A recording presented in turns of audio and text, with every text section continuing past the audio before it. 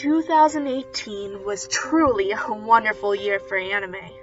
Some have called it anime's best year yet, and though I thought that 2016 and 17 also delivered a plethora of amazing new series and movies, 2018 does certainly give those years a run for their money. That being said, the hands-down biggest problem with anime in 2018 was that there were so many different amazing series and movies that came out last year that there were inevitably some shows that I missed. Among these 2018 anime that I unfortunately didn't get to watch yet, but I promise I'll get to eventually, are Megalobox, Hinamatsuri, Liz and the Blue Bird, Banana Fish, Agretsuko, Mirai, JoJo Part 5, Hisone Tomasutan, After the Rain, and a bunch of others because it was just a dang good year. So, however good they may be, for obvious reasons these anime will not be considered for my list. Additionally, I will only be including anime that started airing in 2018 on this list. So, as much as I absolutely adore pretty much every episode of Pokemon Sun and Moon that aired this year, you won't find Pokemon or any other continuing series on this list. With all that said, and without further ado, I present my top 10 anime of 2018. At 10th place was Trigger's mecha action series whose stunning shot composition, art, and animation made it one of the best of the studio's works to date. It also gave us some of the best girls to grace 2018 in an ending that left me only to stare at my screen with shock and awe, and maybe even a few tears. I, of course, am talking about SSSS.Gridman. I mean, what other Trigger mecha action series that came out last year could I possibly be talking about? All jokes aside, SSSS.Gridman was genuinely one of the most wonderfully surprising experiences I had all year. To be frank, I wasn't the biggest fan of the show when it first started airing last fall, and I thought it would be enjoyable, but ultimately forgettable. But, as I continued watching the show, I found it slowly but surely climbing near the top of my best of fall 2018 list, and by the end, I couldn't stop thinking about it. Though there still are a few qualms that I have with the show, especially in terms of the lack of development for some of its characters and its convenient info dump, the wonderful development of the storyline revolving around Rika and Akane more than made up for the show's flaws, making SSSS.Gridman one of my standout series from 2018. My 9th favorite anime that came out last year was also from the fall season, and is actually still airing. Production IG's Run with the Wind tells the tale of former track star Kakeru as he, along with a fun cast of 8 running novices, unwittingly gets roped into joining the Kansai University track team by Haiji, a student who dreams of entering the team into a prestigious university race. Although Run with the Wind revolves around the track team, you definitely don't have to know anything about or even like running to enjoy it. The show provides so much more for the viewer to relate to, whether it be trying to find a job, deal with a breakup, search for a romance, break an unhealthy habit, open up to new people, or achieve the seemingly unachievable. Each one of the cast members feels profoundly unique and like their own real person, which is very hard to achieve with 10 main characters, and they each develop beautifully to better themselves and each other. I can't wait to see where this series goes as it wraps itself up in the beginning of this year. Taking the 8th spot on my list is Mari Okada's debut film, Maquia, When the Promised Flower Blooms. I got the opportunity to actually view this film when it aired in theaters last summer with my mom, and I'm so glad I did. The film is about an orphan girl named Maquia, who is part of a group of people known as the Eorphs, who have very long lives. Maquia is separated from the Eorphs in the beginning of the film, and finds herself raising an orphaned human baby. Overall, I felt that Maquia delivered beautifully on its themes of motherhood in so many more ways than I ever could have imagined, and it managed to entrance me with its creative but not too outlandish fantasy setting through subtle and deliberate world building. I have to admit that I cried a lot during my first viewing of this movie, and having my mother right there to hug at the end made the experience all the more valuable. At place number 7 is the Yuri series adaptation that finally gave the LGBT community the top grade anime they deserved. No, I am not talking about the mess that was Citrus, but rather the beautiful Bloom Into You. I actually had the pleasure of reading the first 5 volumes of the Bloom Into You manga before watching the anime. But even knowing the plot, Troika managed to blow away my expectations. The story is fairly simple, at least on the surface, like most slice-of-life shows are. The main character, Yu, has an idealized version of what love must be in her head, one that she's determined from shoujo manga and love songs. But she's never been able to find that feeling for herself. Once she starts high school, Yu meets Toko Nanami, who she thinks is like her, until she's not. Despite what it seems, I wouldn't say that Bloom Into You is a typical romance. It's not like anything out of one of Yu's shoujo mangas after all. But the relationship between Yu and Toko is really a treasure to watch. And I'm hoping, praying, begging that Troika will please give us the season 2 we need to truly watch their relationship bloom. 6th is the Kyoto animation series we all pretty much knew was going to be a masterpiece before it even aired. Violet Evergarden tells the story of a girl who is raised as a machine for war, who must learn to live a normal life as a letter transcriber after the war is over.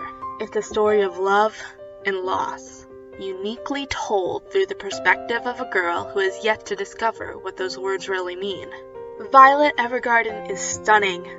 Its animation is impossibly smooth, its music is perfect, its characters are well crafted, its story is touching, and its visuals are downright gorgeous. Technically, I don't know if a series so beautiful has ever even been made before, but that's Kyoto animation for you. Though I've seen some argue the series is all style, no substance, I'd have to say I firmly disagree, as I felt that Violet Evergarden's story was at times heart-wrenching, and overall one of the most compelling emotional storylines I've seen in a long time. Though Violet Evergarden also had a wonderful soundtrack, my soundtrack of the year would without a doubt have to go to my 5th choice. Shoujo Kakegi Revue Starlight. Starlight was a show that didn't particularly catch my eye at first, but by the end of the first episode, it demanded my attention. The characters grew on me fast, and soon I was consumed by its story of 9 amazingly talented girls all fighting in a mysterious competition to become top star. The best part of Starlight, though, was by far its revues, which were composed of beautifully choreographed and animated musical battles that I can only describe as jaw-dropping. Each revue also had a completely unique insert song, sung by the respective competing characters as they fought, that not only sounded distinct and intense, but also served to give insight into character motivations, resolve conflict, and move the story forward. In the end, I can undoubtedly say that Shoujo Kakegi Revue Starlight was a genuine work of art that will not soon be forgotten. Bloom Into You was not the only beloved Yuri manga to finally get an adaptation last year. My 4th favorite anime to air in 2018 was an hour-long OVA that faithfully adapted one of my favorite manga ever, Kase-san and Morning Glories. Unlike Bloom, Kase-san and Morning Glories is exactly the kind of heart-fluttering romance you'd expect to find in the pages of a shoujo manga. It sets out to tell a cute and fluffy girl-meets-girl story, and oh boy, it delivers. It revels in its tale of adorable high school romance, and you better bet that I had a stupid big smile across my face the whole time I was watching it. They adapted the manga absolutely perfectly given the time they had to tell their story, and though I would have liked to see a full 12-episode adaptation, and though I'm disappointed that the show flew under most people's radar this year, I'm just unbelievably happy that Kase-san and Morning Glories got the delightful adaptation that it did. Though all of the series I've listed so far were some of the best shows I've seen period in recent years, there is one seasonal show that aired its first season in 2016 that I just can't get enough of.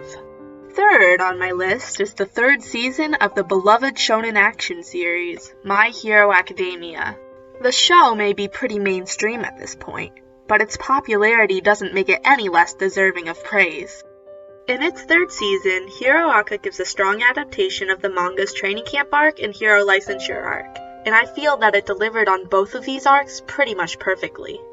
As always, Hiro Aka's cast of quirky and well-realized characters makes the show a treat to watch, and I absolutely adore the path that the show is taking towards Bakugo's development. The big fights of the season were wonderfully animated and hard-hitting, and I just can't express how much fun I'm having following Deku's journey to becoming the greatest hero. At place number 2 is by far the coziest anime that was released last year, and quite possibly the coziest anime to be released ever. Yuru Camp is Comfy the Anime. When I first started watching the show, I expected it to be cute and fun, like a typical cute girls doing cute things show with just some camping antics thrown into the mix, but it was so much more. It was the feeling of being wrapped up in a blanket, the feeling of drinking hot cocoa after being out in the cold, the feeling of sitting by the fire in silence, listening to it crackle and pop. Simply watching even a single episode of the show was enough to instantly make all my stress and worries from the day melt away. The characters were all just so nice and good, without being too over the top. The early winter setting was beautifully executed, playing into practically every aspect of the show. And the delightfully comforting soundtrack perfectly tied everything together. Yuru Camp was truly the ultimate relaxing experience, and I'm so happy that a season 2 and movie are in the making. Now, before I get to my number 1 choice, I have a few honorable mentions of shows that were great but didn't quite make it.